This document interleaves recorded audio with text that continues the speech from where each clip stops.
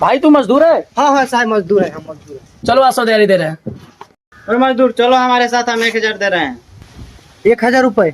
मालिक 200 रुपए हम गरीब के पेट के लिए बहुत है, हमको इनको संग जाना पड़ेगा। ठीक है भाई, देख ले, हमारे घर में पूरा लड़की ये काम करती है, सोचा था कि एक लड़का को रख लेंगे।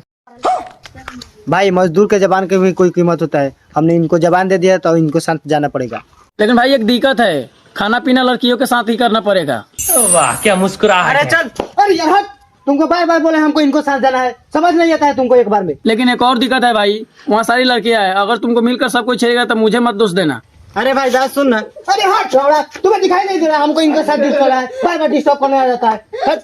ए भाई ये लेना चल, लोकेशन पर लेना चल भाई, लेना चल जल्दी। भाई लेकिन एक और दिक्कत है, हमारे पास एक ही बाइक है, शाम को छुट्टी होने पर सारी लड़कियों को घर तुम्हें ही छोड़ने जाना पड़ेगा। अरे भाई अरे यार तू फिर आ गया, तुम्हें देख नहीं हमको इनके साथ दिल चला है। अरे भाई हमको लेके चलो ना, जल्दी लेके चलो ना।